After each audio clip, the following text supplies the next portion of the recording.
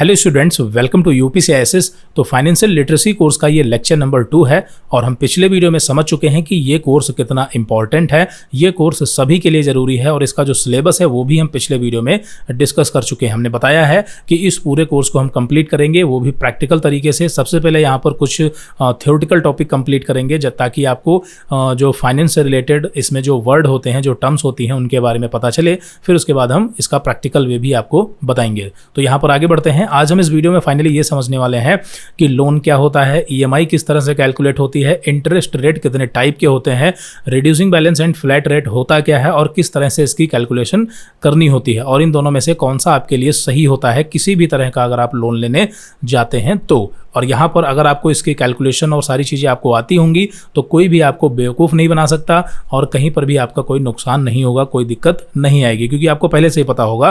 तो चलिए यहाँ पर सबसे पहले फटाफट समझते हैं कि लोन क्या है। अब देखिए, लोन क्या है ये तो कई लोगों को पता होगा, लेकिन जब भी आप कहीं लोन लेने जाते हैं तो आपके जो डॉक्यूमेंट्स होते हैं, ठीक है, आपका जो एग्रीमेंट होता है या जो भी चीज़ें होती हैं, तो वहाँ पर कुछ ऐसे टेक्निकल टर्म्स या वर्ड आ जाते हैं जिनके बारे में हमें नहीं पता होता। जैसे यहाँ पर बात करें सबसे पहले लोन क्या है, तो लोन यानी कि बैंक से उधार ली गई राशि, यानी बैंक से जब आप पैसा उधार लेते हैं उसी को हम लोन बोलते हैं, जिसे इंटरेस्ट के साथ में हमें वापस करना होता है, बस। ठीक है, लोन क्या है? बैंक से लिया गया उधार पैसा जिसे हमें इंटरेस्ट के साथ में वापस करना होता है। सिंपल सी बात है, इसी को हम लोन बोल देते हैं। अब यहाँ पर लोन कौन देता है? बैंक्स देती हैं। इसके अलावा बैंक्स के अलावा एक और कंपनी होती है जिसको हम बोलते हैं एनबीएफसी। ठीक है, आप इसको समझ लीजिए, एनबीएफसी। एनबीएफसी का मतलब यहाँ पर है नॉन बैंकिंग फाइनेंशियल कंपनीज। ठीक है, नॉन बैंकिंग फाइनेंशियल कंपनीज, आप सर्च कर लेना एनबीएफसी। अब ये जो बैंक्स होती हैं, बैंक के बारे में आपको अच्छे से पता है। बैंक में क्या करते हैं कि हम अपना पैसा जमा भी करते हैं, पैसा ट्रांसफ़र भी करते हैं किसी दूसरे के अकाउंट में या यूपीआई से लिंक करके, वो अलग मैटर है। लेकिन बैंक में क्या होता है कि सेविंग अकाउंट और करंट अकाउंट भी होता है जहां पर हम पैसा जमा भी करते हैं और निकालते भी हैं, जबकि एनबीएफसी में ऐसा नहीं होता। बैंक्स क्या करती हैं? पैसा जमा भी करते हैं, निकालते भी हैं। इसके अलावा बैंक्स जो हैं वो अलग अलग टाइप के लोन भी प्रोवाइड करती हैं, जबकि जो हमारी एनबीएफसी होती हैं ये सिर्फ लोन प्रोवाइड करती हैं। समझ में आ गई बात? एनबीएफसी क्या होती हैं? सिर्फ लोन प्रोवाइड करती हैं, इसीलिए इसको बोला जाता है नॉन बैंकिंग फाइनेंशियल कंपनीज। ठीक है, तो एनबीएफसी और बैंक ये दोनों ही लोन प्रोवाइड करती हैं और दोनों के लिए, दोनों में से आप कहीं से भी लोन लें, चाहे आप बैंक से लोन लें या फिर एनबीएफसी से लोन लें, प्रोसेस लगभग सेम होता है। ठीक है, लगभग क्या, लगभग सेम ही होता है, आप मान के चलिए ऑलमोस्ट। तो ये पॉइंट आपका क्लियर हो गया कि लोन हम बैंक से भी ले सकते हैं, एनबीएफसी से भी ले सकते हैं। इसके अलावा ये दोनों ही, चाहे आपकी एनबीएफसी हो या फिर बैंक हो, ये आरबीआई रजिस्टर्ड होनी चाहिए। ठीक है, और जो आपकी बैंक्स होती हैं, ये बैंक लगभग सभी बैंकें जो है वो आरबीआई से रजिस्टर्ड रहती हैं, लेकिन सभी एनबीएफसी जो है वो आरबीआई से रजिस्टर्ड नहीं होती। कुछ पॉपुलर जो एनबीएफसी हैं, ठीक है, ज़्यादातर एनबीएफसी आरबीआई से रजिस्टर्ड रहती हैं। ये आपको खुद पहचानना पड़ेगा कौन सी एनबीएफसी आरबीआई से रजिस्टर्ड है, कौन सी नहीं। जैसे पिरामल, आधार फाइनेंस, क्रेडिट बी, नावी। ठीक है, तो ये ऐसी एनबीएफसी हैं जो आरबीआई से रजिस्टर्ड होती हैं। बात समझ में आ गई? ठीक है, तो बैंक और एनबीएफसी दोनों में डिफरेंस भी पता चल गया और दोनों लोन प्रोवाइड करती हैं, ये भी आपको पता चल गया। अब जिससे नॉर्मली कई लोग क्या बोलते हैं कि हम ऐप लोन ले रहे हैं। ऐप लोन मीन्स अपने फ़ोन में कोई एक ऐप इंस्टॉल किया और वहाँ पर उनको 10,000, 20,000, 50,000 या सिबिल के हिसाब से उनको लोन मिल जाता है। तो वो लोन कहाँ से मिला? वो लोन देखिए बैंक से भी मिल सकता है। बाकी वो जो ऐप लोन होता है वो ज़्यादातर एनबीएफसी जो है ये प्रोवाइड करती हैं। ठीक है, आपको पता नहीं होता बट वो एनबीएफसी प्रोवाइड करती हैं। आगे बढ़ें, चलिए। तो यहाँ पर सबसे पहले आता है बोरोवर। ठीक है, अब जो बोरोवर होता है ये क्या होता है? तो जो लोन लेता है उसको फाइनेंस की लैंग्वेज में बोरोवर बोलते हैं। ठीक है, जो लोन लेता है। समझ में आ गई बात? जैसे यहाँ पर राहुल ने बैंक से 5 लाख रुपए का लोन लिया, तो यहाँ पर राहुल कौन है? ये बोरोवर है। इसके अलावा यहाँ पर बात करें लेंडर की, तो लेंडर जो लोन देता है ये लेंडर होता है। अब लेंडर जो है वो बैंक भी हो सकती है या कोई एनबीएफसी भी हो सकती है। ठीक है, एनबीएफसी। समझ में आ गई बात? तो लेंडर और बोरोवर में दोनों में डिफरेंस पता चल गया। यही एग्रीमेंट वगैरह जब आप साइन करते हैं तो यही 2 वर्ड आपको देखने को मिलते हैं, जो लोन ले रहा है और जो लोन दे रहा है। आगे बढ़े तो यहाँ पर बात करते हैं प्रिंसिपल अमाउंट की। अब देखिए, प्रिंसिपल अमाउंट के बारे में सबको पता होगा। प्रिंसिपल अमाउंट यानी कि जितना हम पैसा लोन लेते हैं, मतलब जो लोन हम ले रहे हैं 5 लाख का, 10 लाख का, तो वो हमारा होता है प्रिंसिपल अमाउंट, उसी को बोलते हैं। ठीक है, लोन अमाउंट या प्रिंसिपल अमाउंट। अब इसी के ऊपर इंटरेस्ट आपका लगता है और जितना इंटरेस्ट लगेगा उस हिसाब से आपकी ईएमआई कैलकुलेट की जाती है और उतना फिक्स ईएमआई आपको हर महीने देनी पड़ती है। उसकी कैलकुलेशन अभी हम जस्ट समझने वाले हैं। तो ये प्रिंसिपल अमाउंट क्या होता है आपको पता चल गया। जितना आप लोन ले रहे हैं वो आपका प्रिंसिपल अमाउंट है। फिर उसके बाद इंटरेस्ट क्या होता है, इंटरेस्ट यानी कि लोन लेने की जो कॉस्ट होती है वो आपको बैंक को देनी होती है, जिसकी कैलकुलेशन परसेंट में होती है। मतलब ये नहीं कि 5 लाख आपने बैंक से लिए और बैंक ने कहा कि आप 6 लाख रुपए लौटा देना, ऐसा नहीं होता। 5 लाख के ऊपर आपका परसेंटेज लगेगा, ठीक है, 8%, 10%, 12%, 15, 20 जितना भी होगा जिस हिसाब से, उस हिसाब से इस पर परसेंट के हिसाब से कैलकुलेशन होगी परसेंटेज में। और ये पर एनम भी हो सकता है, पर मंथ भी हो सकता है, जैसे भी आप कैलकुलेशन करें, अभी हम देखेंगे इसके बारे में। तो इंटरेस्ट यानी कि ब्याज जो आपको बैंक को प्रिंसिपल अमाउंट के साथ साथ में लौटाना होता है। नेक्स्ट यहाँ पर बात करें टेन्योर की। टेन्योर क्या होता है, तो लोन कितने टाइम के लिए लिया गया है इसको बोलते हैं टेन्योर, ठीक है। आपने लोन 5 साल के लिए लिया, 10 साल के लिए, 2 साल के लिए, 6 महीने के लिए, तो जितने दिनों के लिए आपने लोन लिया है उसको बोला जाता है टेन्योर, ठीक है। नेक्स्ट यहाँ पर बात करें ईएमआई की, तो जो आपकी ईएमआई होती है ये हर मंथ जो कि एक फिक्स्ड अमाउंट जमा करना होता है उसको हम ईएमआई बोलते हैं। अब ये ईएमआई जो होती है वो मंथली भी हो सकती है, क्वार्टरली भी हो सकती है, हाफ ईयरली भी हो सकती है और ईयरली भी हो सकती है। ये डिपेंड करता है कि आपका लोन किस प्रकार का है और आपने जो लेंडर आपका है यानी कि बैंक या फिर एनबीएफसी से किस तरह से बातचीत की है और कैसे आपने अपना ईएमआई सेट करवाया है, ठीक है, इसके ऊपर डिपेंड करता है। हालांकि ज़्यादातर ईएमआई जो होती हैं वो मंथली होती हैं, ठीक है, क्वार्टरली या फिर हाफ ईयरली बहुत ही कम होती हैं। मतलब अलग अलग टाइप के लोन होते हैं, बहुत सारे लोन होते हैं, अभी हम समझेंगे। तो ईएमआई क्या होती है आपको समझ आया। ईएमआई में आपका 2 तरह का अमाउंट होता है, principal plus interest. Principal amount आपका जो है जितना आपने लोन लिया है और उसके ऊपर जो ब्याज बना है, दोनों को मिला करके कैलकुलेशन करने के बाद फिर जो आपकी ईएमआई बनती है उसमें आपका प्रिंसिपल अमाउंट प्लस इंटरेस्ट का अमाउंट दोनों जुड़ा होता है। कैसे कैलकुलेशन होगी समझते हैं फटाफट नेक्स्ट स्लाइड में। तो यहाँ पर लोन क्या है और लोन से रिलेटेड कुछ इंपॉर्टेंट टर्म्स जो है वो आपको समझ में आए होंगे। अब यहाँ पर बात करें तो देखिए, जब भी आप कभी लोन लेने जाते हैं तो लोन देने से पहले बैंक या कोई भी एनबीएफसी आपका क्या चेक करता है, मतलब क्या देखता है। तो सबसे पहले यहाँ पर बात करें, जो भी लोन के लिए जिसने अप्लाई किया है तो बैंक क्या करेगा, सबसे पहले उसकी इनकम या सैलरी को वेरीफाई करेगा। अब अगर आप एक सैलरीड पर्सन है तो किसी भी तरह का लोन लेने में आपको कोई दिक्कत नहीं आने वाली, क्योंकि आपकी इनकम आसानी से वेरीफाई हो जाती है।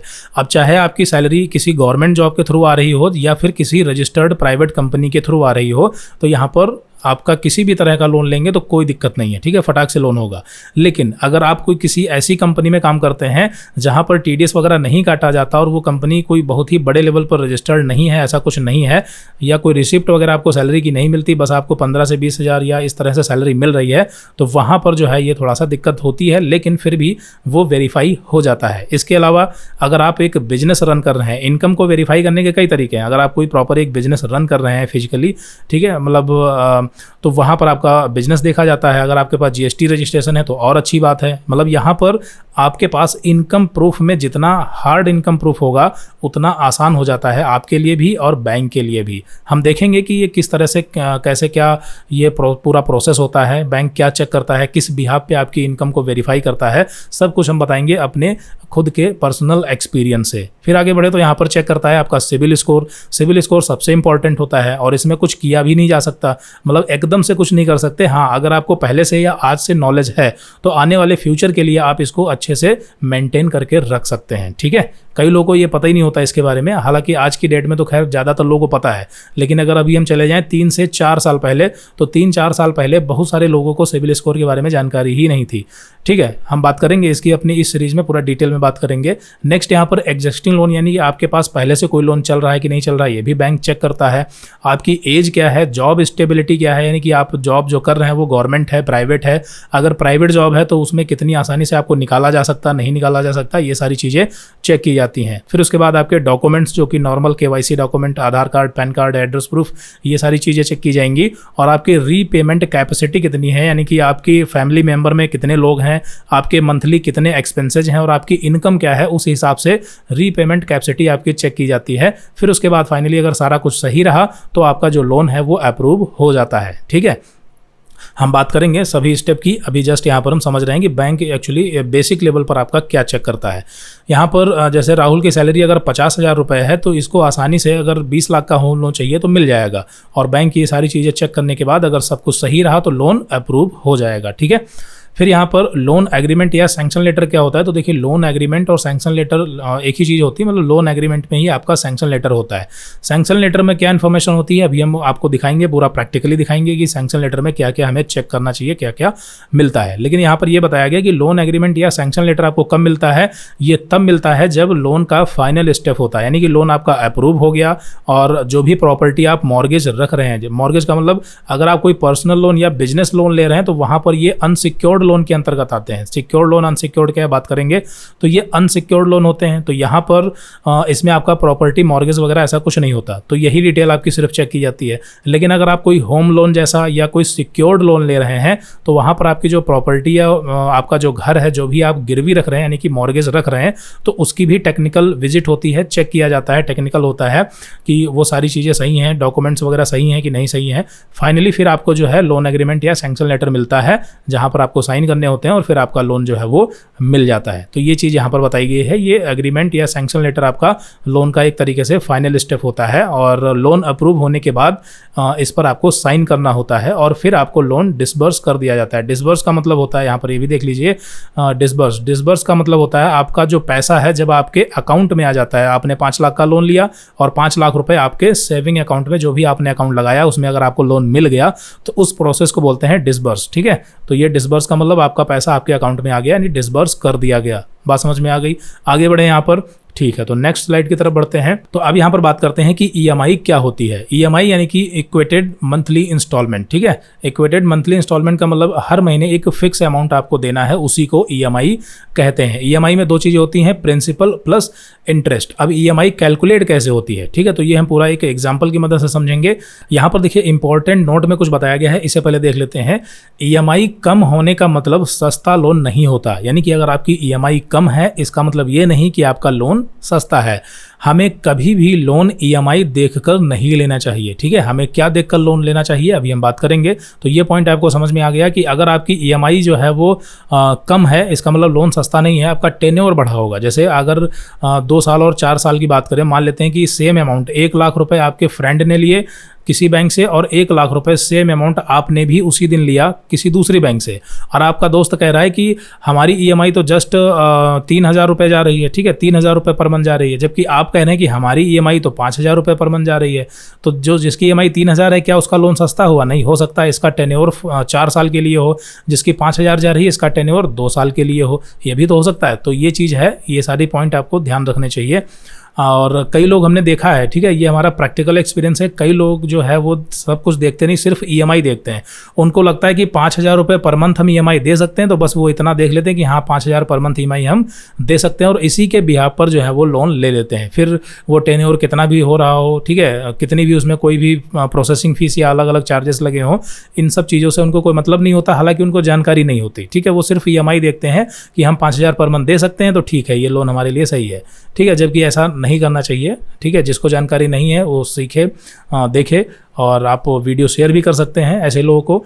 नेक्स्ट यहाँ पर बात करें तो जो हमारी ईएमआई बनती है, जैसा कि हमने बताया, ये प्रिंसिपल अमाउंट के ऊपर इंटरेस्ट निकाला जाता है, फिर उसके बाद आपकी ईएमआई कैलकुलेट होती है। अब जो आपका इंटरेस्ट होता है यानी कि ब्याज लगाने के 2 तरीके होते हैं मेनली। एक होता है आपका फ्लैट रेट और दूसरा होता है रिड्यूसिंग बैलेंस। अब यहाँ पर फ्लैट रेट और रिड्यूसिंग बैलेंस में क्या सही है, किस तरह से कैलकुलेशन होगी, ये हम अभी नेक्स्ट स्लाइड में देखेंगे। पहले कुछ पॉइंट की यहाँ पर बात करते हैं, जैसे flat rate versus reducing balance में सबसे पहला पॉइंट क्या है कि इंटरेस्ट किस पर लगता है। ठीक है, यानी कि जो आपका ब्याज है वो किस पर लगेगा। ओरिजिनल अमाउंट फ्लैट रेट में क्या होता है कि ओरिजिनल लोन अमाउंट पर लगेगा, जबकि रिड्यूसिंग बैलेंस में क्या होता है कि रिमेनिंग यानी कि आउटस्टैंडिंग लोन अमाउंट पर लगेगा। अब इन दोनों में क्या डिफरेंस है, इसका क्या मतलब हुआ समझ लीजिए। मान लीजिए कि आपने जो है 1 लाख रुपए का लोन लिया। कितने का लोन लिया? 1 लाख रुपए का। और 1 लाख रुपए का अगर आपने लोन लिया है तो जो आपका इंटरेस्ट लगेगा वो किसके ऊपर लगेगा? तो यहाँ पर बात करें फ्लैट रेट में तो ये ओरिजिनल लोन अमाउंट पे लगेगा, यानी ओरिजिनल लोन अमाउंट आपका कितना है? 1 लाख रुपए है, तो इसमें आपका इंटरेस्ट रेट 1 लाख रुपए के ऊपर लगेगा। ठीक है, अच्छी बात है। फिर रिड्यूसिंग बैलेंस में क्या होगा कि इसमें रिमेनिंग आउटस्टैंडिंग लोन अमाउंट जो होता है इसके ऊपर लगता है, और आउटस्टैंडिंग का मतलब होता है बचा हुआ प्रिंसिपल अमाउंट। ठीक है, बचा हुआ प्रिंसिपल अमाउंट, बात समझ में आई, इसको बोलते हैं आउटस्टैंडिंग। ठीक है, अभी आपको सब समझ में आ जाएगा नेक्स्ट टेबल में। अभी यहाँ पर आपको जस्ट हम शॉर्ट में बता रहे हैं। तो हमने क्या बताया कि 1 लाख रुपए का लोन लिया जिसमें फ्लैट रेट होगा, तब भी आपका जो है ये ओरिजिनल लोन अमाउंट पहले महीने में, ठीक है, पहले महीने में, ये फर्स्ट मंथ आपका है। जब आपका फर्स्ट मंथ होगा लोन के लिए तो आउटस्टैंडिंग यानी कि आपका लोन अमाउंट कितना, 1 लाख रुपए। अब मान लेते हैं कि नेक्स्ट मंथ आपने क्या किया कि आपकी ईएमआई बनती थी 10,000 रुपये, मान लेते हैं, ठीक है, आपकी ईएमआई कितनी बनती थी, 10,000 रुपये। आपने 10,000 रुपये पेमेंट कर दिया। अब हमें पता है कि इस ईएमआई में यानी 10,000 रुपये जो आपका अमाउंट है ईएमआई का, इस ईएमआई में 2 चीज़ें हैं, प्रिंसिपल भी है और इंटरेस्ट भी है, ठीक है। अभी हम बिना कैलकुलेशन से अंदाजे से मान लेते हैं कि इस 10,000 में आपका 8,000 रुपये, ठीक है, या 8,000 रुपये आपका क्या है यहाँ पर, 8,000 रुपये आपका है प्रिंसिपल, ठीक है, और 2,000 रुपये आपका क्या है इसमें इंटरेस्ट। तो आपने दिया पेमेंट, ठीक है, तो 8,000 रुपये आपने क्या कर दिया, प्रिंसिपल जमा कर दिया, 2,000 रुपये ब्याज जमा कर दिया। तो जो आपका ब्याज है यानी इंटरेस्ट है वो तो 1 लाख रुपये से माइनस नहीं होगा, लेकिन आपने जो 8 लाख रुपये प्रिंसिपल अमाउंट जमा कर दिया, तो अब यहाँ पर आपका लोन कम हो गया। यानी कि दूसरे महीने अगर आप देखेंगे तो पहले महीने आपने लोन लिया था 1 लाख रुपये का, लेकिन ईएमआई जमा करने के बाद दूसरे मंथ में आपका लोन अब कितने का बचा, 8,000 रुपये यहाँ पर माइनस हो जाएगा। तो यहाँ पर आपका कितना बचेगा, 92,000 का, ठीक है, मान लेते हैं एग्जांपल के लिए। तो अभी दूसरे महीने में आपका जो प्रिंसिपल है, आउटस्टैंडिंग बैलेंस जिसको बोलते हैं, तो ये कितना बचा, 92,000। समझ में आई बात, ठीक है, अच्छी बात है। पहले महीने कितना था, 1 लाख रुपए, दूसरे महीने कितना हुआ, 92,000 यानी कि 92,000 रुपये। 8,000 रुपये आपने ईएमआई के रूप में जमा कर दिया। अब यहाँ पर दूसरे महीने आपका ब्याज किसके ऊपर लगेगा, ठीक है, ये भी तो इंपॉर्टेंट है, क्योंकि पहले महीने 1 लाख रुपए के ऊपर ब्याज लगा तो जाहिर सी बात है ज़्यादा होगा। दूसरे महीने अगर 92,000 रुपये पर ब्याज लगे तो जाहिर सी बात है कि थोड़ा सा कम होगा। तो यहाँ पर अगर आपकी कैलकुलेशन फ्लैट रेट में चल रही है तो यहाँ पर ये साफ साफ लिखा है कि ओरिजिनल लोन अमाउंट पर ही ब्याज लगेगा। यानी कि आपने 8,000 रुपये जमा तो कर दिए, आपका जो आउटस्टैंडिंग है वो हर महीने कम होता जा रहा है। ध्यान से समझना, आउटस्टैंडिंग का मतलब यही बैलेंस, आपका जो लोन अमाउंट है ये हर महीने क्या हो रहा है, कम हो रहा है। जैसे जैसे आप ईएमआई देते जा रहे हैं आपका इंटरेस्ट मतलब आपका जो प्रिंसिपल है वो घटता जा रहा है, लेकिन फिर भी फ्लैट रेट में आपका जो इंटरेस्ट है वो हमेशा 1 लाख रुपए के ऊपर ही कैलकुलेट होगा। जबकि रिड्यूसिंग बैलेंस में क्या होता है कि जो रिमेनिंग आउटस्टैंडिंग है यानी बचा हुआ जो आपका आउटस्टैंडिंग प्रिंसिपल है उसके ऊपर ये ब्याज आपका लगता है। यानी कि जो आपका रिड्यूसिंग बैलेंस कैलकुलेशन है इसमें पहले महीने में तो आपका ब्याज 1 लाख रुपए पर ही लगेगा क्योंकि आउटस्टैंडिंग उतना ही है, लेकिन नेक्स्ट मंथ में आपका किसके ऊपर लगेगा, 92,000 पर। तो ये यहाँ पर पॉइंट आपको उम्मीद करते हैं समझ आया होगा। बाकी अभी हम प्रैक्टिकली बात करेंगे इसके ऊपर। नेक्स्ट यहाँ पर ईएमआई के बाद इंटरेस्ट, यानी कि जब आप कोई 1 या 2 ईएमआई दे देते हैं तो उसके बाद क्या होता है, तो उसके बाद में जो फ्लैट रेट होता है इसका इंटरेस्ट सेम रहता है। क्यों सेम रहता है, अभी आपको हमने बताया कि जब ओरिजिनल लोन अमाउंट पर ही हमेशा बराबर 1 लाख रुपए पर ही लोन इंटरेस्ट लगेगा तो जो आपका इंटरेस्ट है वो भी तो सेम रहेगा। जबकि रिड्यूसिंग बैलेंस में आपका इंटरेस्ट कम हो जाता है। क्यों कम होगा अभी हम देखेंगे एक टेबल की मदद से। फिर उसके बाद टोटल इंटरेस्ट फ्लैट रेट में आपको ज़्यादा देना पड़ता है जबकि रिड्यूसिंग बैलेंस में आपको कम देना पड़ता है। तो अब आपको समझ में आ गया होगा कि आपके लिए फ्लैट रेट सही है या फिर रिड्यूसिंग बैलेंस। तो क्लियरली जाहिर सी बात है कि रिड्यूसिंग बैलेंस जो होता है ये सभी तरह के लोन अमाउंट के लिए ये इंटरेस्ट रेट की कैलकुलेशन जो है वो सही रहती है और यही आपको लेना भी चाहिए। लेकिन ये आपके ऊपर डिपेंड नहीं करता, या आपकी सिविल स्कोर, आपकी इनकम क्या है और आपकी कितनी ज़रूरत है, उस हिसाब से जो है बैंक या एनबीएफसी लोन जब सैंक्शन करते हैं तब वो देखते हैं। ठीक है, अगर आपको लोन लेना ही है तो बैंक आपका फ्लैट रेट लगाए या रिड्यूसिंग बैलेंस लगाए, तो आपकी अगर कोई मजबूरी होगी तो लोन तो आपको लेना ही पड़ेगा। तो ये चीज़ें होती हैं। फिलहाल ज़्यादातर बैंक से जो है वो रिड्यूसिंग बैलेंस ही कैलकुलेट करती हैं। कुछ प्राइवेट कंपनी जैसे एनबीएफसी की हमने बात की तो वो उसमें से कुछ ऐसी एनबीएफसी हैं जो फ्लैट रेट में ही कैलकुलेशन करती हैं। तो यहाँ पर देखिए आगे बताया भी गया है टोटल इंटरेस्ट इसमें क्या होगा, ज़्यादा, रिड्यूसिंग में क्या होगा, कम होगा। यानी कि ये आपके फ़ायदे के लिए है। और फिर बात करें होम लोन की, तो होम लोन में कौन सा रेट लगता है, फ्लैट रेट या फिर रिड्यूसिंग। तो होम लोन में जो है ऑलमोस्ट यानी कि हमेशा रिड्यूसिंग बैलेंस ही लगता है क्योंकि ये सही भी है, लेकिन कभी कभी जो है वो रेयर केस में आपका फ्लैट रेट भी लग सकता है। लेकिन आप मान के चलिए कि होम लोन में आपका रिड्यूसिंग बैलेंस ही लगेगा।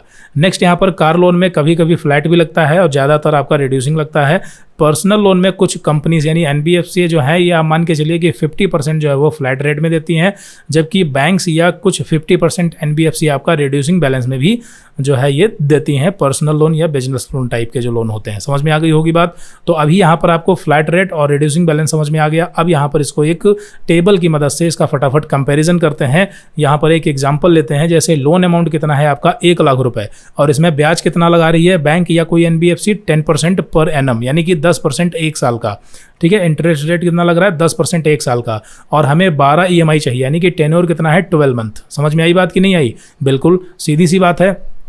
हमने लोन कितने का लिया? 1 लाख रुपए का। बैंक या कोई कंपनी ब्याज कितना लगा रही है? 10% पर एनम, यानी कि ये मान के चलिए कि 1% से भी कम पड़ा पर मंथ। अगर मंथली देखें तो 1% से भी कम पड़ा। समझ में आई बात? अगर यहाँ पर ये 12% होता तो आपका मंथली कितना पड़ता? 1% पर मंथ। समझ में आई बात? ठीक है। तो जब भी EMI कैलकुलेट होती है तो वो आप मान के चलिए कि पर एनम, यानी कि ईयरली आपका कैलकुलेशन किया जाता है। तो यहाँ पर लोन अमाउंट 1 लाख रुपए है, इंटरेस्ट कितना है? 10% पर एनम, और टेन्योर कितना है? 12 मंथ, यानी हमें 1 साल में इसे चुका देना है। तो अब यहाँ पर अगर देखें, ठीक है, तो किस तरीके से यहाँ पर अगर मोटा मोटा मान ले, सपोज क्या माने कि मान लेते हैं कि बैंक जो है वो ब्याज नहीं ले रहा। हमने बैंक से 1 लाख रुपए का लोन लिया और बैंक जो है वो ब्याज 0% ले रहा। हालांकि ऐसा पॉसिबल नहीं है, फिर भी मान लेते हैं अगर बैंक ब्याज नहीं ले रहा और हमने बैंक से 1 लाख रुपए लिया, तो अगर हमें बैंक को 12 महीने में पैसा वापस करना है तो क्या करेंगे? सीधी सी कैलकुलेशन है, 1 लाख रुपए को हम 12 से डिवाइड कर देंगे, यानी कि 1 लाख रुपए डिवाइडेड बाई 12, और जितना यहाँ पर अमाउंट आएगा वो हर महीने बैंक को हम दे देंगे। सिंपल सी कैलकुलेशन है, क्योंकि हमें ब्याज देना ही नहीं है। 1 लाख रुपए लिया, हमें 12 महीने में देना है, 12 से डिवाइड कर दिया, जितना अमाउंट आया उतना अमाउंट हम हर महीने देते रहेंगे। अब यहाँ पर अगर बैंक साथ में इंटरेस्ट भी ले रही है तो हमें क्या करना होगा कि इस लोन अमाउंट पर हमें इंटरेस्ट भी कैलकुलेट करना होगा।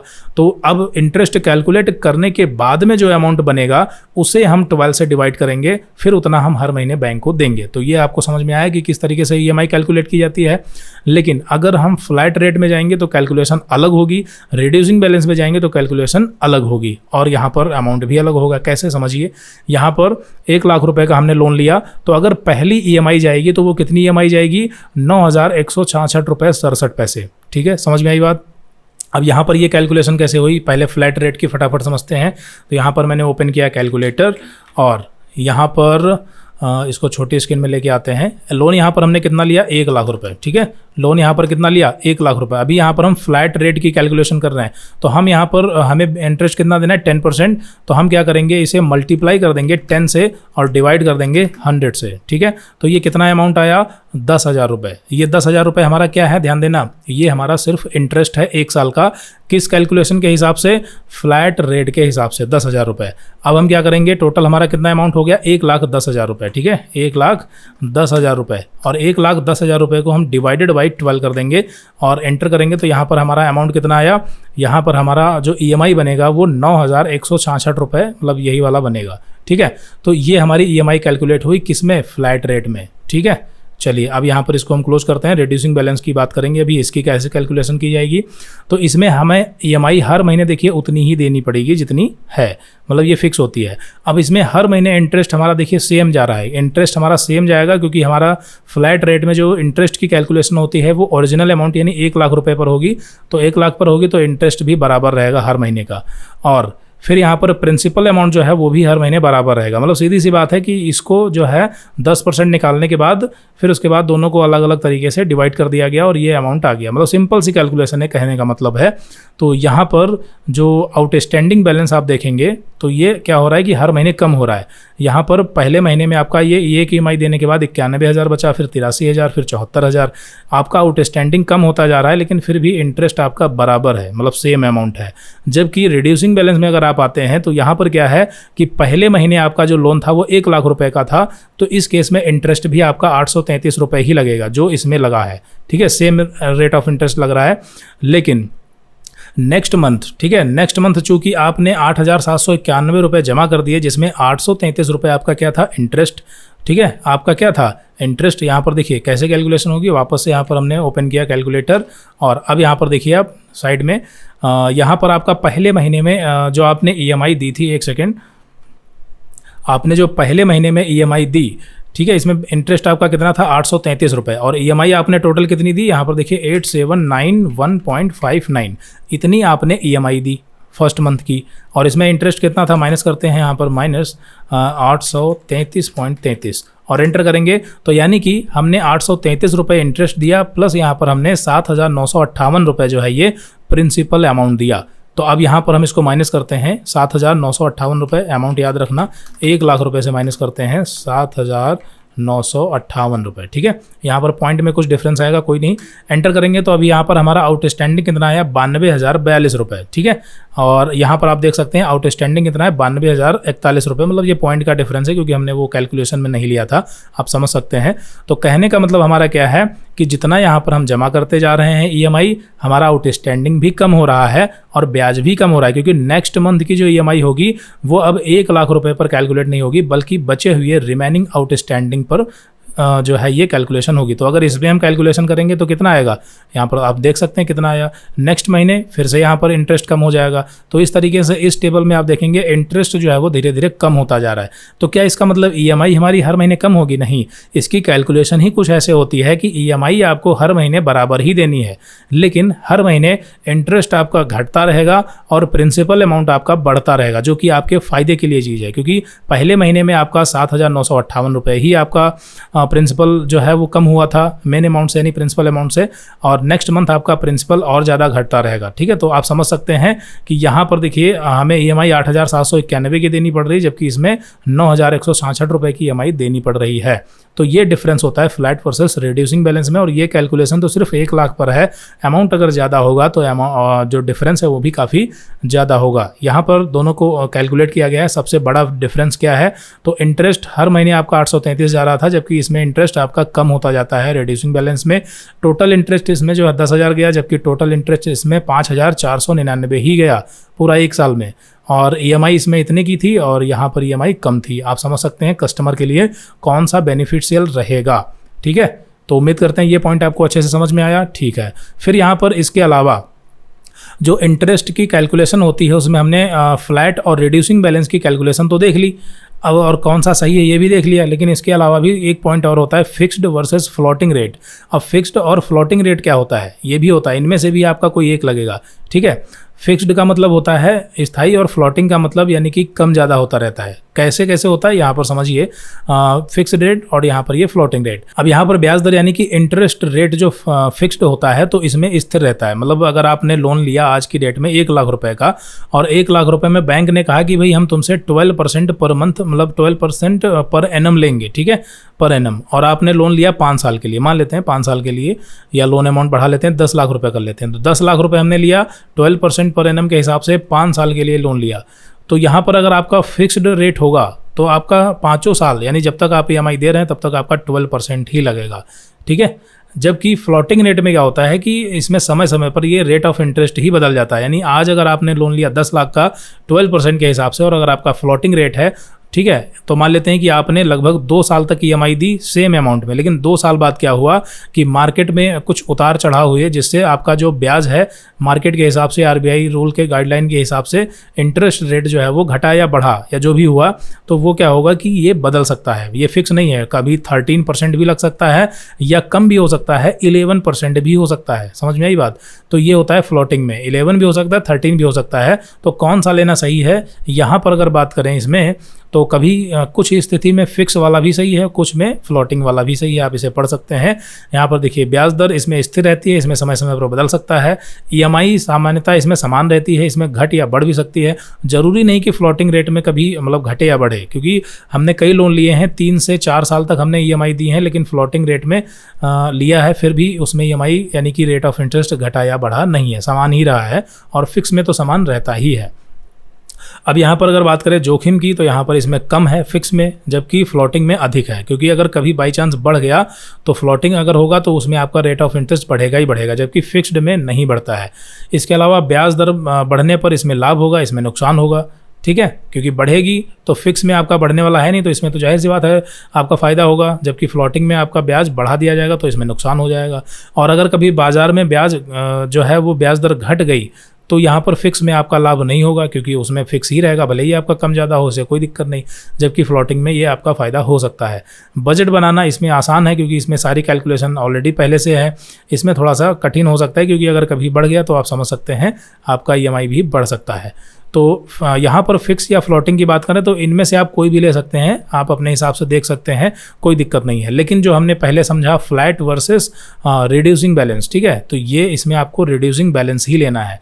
ठीक है, अगर कोई बड़ा अमाउंट ले रहे हैं, होम लोन, कार लोन या ऐसा कोई, तो ये ध्यान रखना है। फिर यहाँ पर नीचे बताया गया कि कब कौन सा चुनना चाहिए, तो ये आप पढ़ सकते हैं, इसमें कोई दिक्कत नहीं है कि कब कौन सा लेना चाहिए, फ्लोटिंग किस में लेना चाहिए और फिक्स्ड रेट ऑफ इंटरेस्ट कब लेना चाहिए। आप स्क्रीनशॉट भी ले सकते हैं या इसकी पीडीएफ मैं आपको प्रोवाइड कर दूंगा। अब यहाँ पर नेक्स्ट स्लाइड में बताया गया है कि जब आप लोन लेते हैं तो जब आपका लोन एग्रीमेंट बनता है तो उसमें हमें किन किन चीज़ों को अच्छे से पढ़ना है, कौन कौन सी चीज़ों को ध्यान से देखना है। ठीक है, तो इसमें से भी बहुत सारी चीज़ें तो हमने पढ़ी ही नहीं है, तो ऐसा करते हैं कि इसे हम नेक्स्ट वीडियो में समझते हैं कि जब भी आप कभी लोन लेते हैं तो किन चीज़ों से हमें सावधान रहना है, क्या चीज़ हमें पढ़नी है और कौन सी चीज़ कैसे होनी चाहिए। ठीक है, तो ये सब कुछ हम अगली वीडियो में पढ़ेंगे नेक्स्ट वीडियो से।